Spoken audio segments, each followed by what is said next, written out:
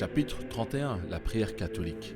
Vous allez voir, entendre et comprendre comment le catéchisme catholique comprend la prière selon les écritures bibliques. Écoutez, la prière ne se réduit pas au jaillissement spontané d'une impulsion intérieure.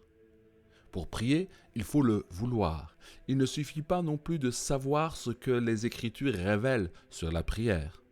Il faut aussi apprendre à prier.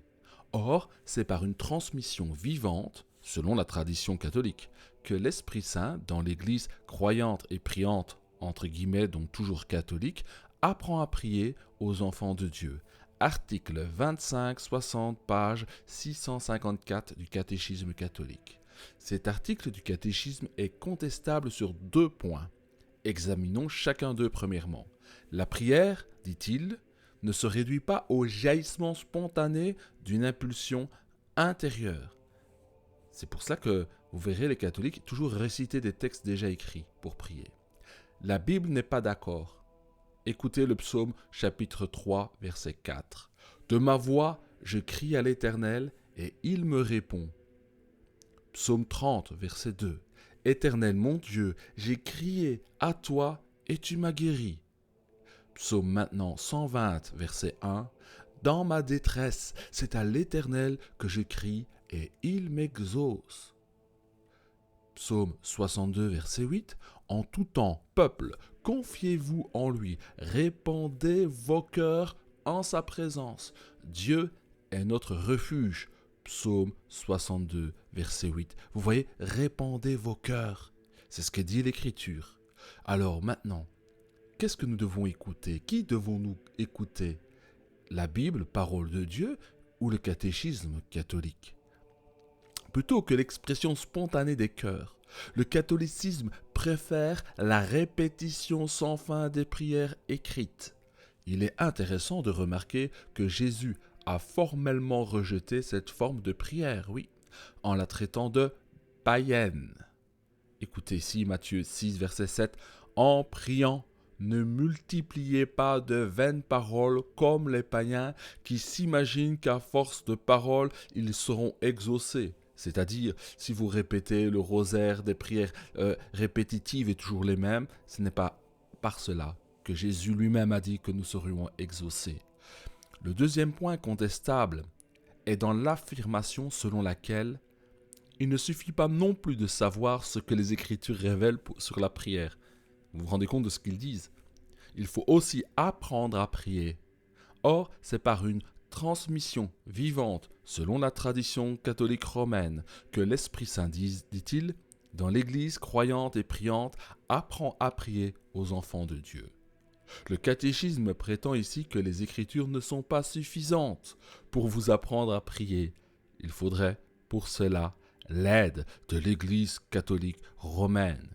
Mais comment donc pouvait-on prier et recevoir des réponses de la part de Dieu avant que l'Église catholique romaine existasse? Abraham pria Dieu et Dieu guérit Abimélec, sa femme et ses servantes.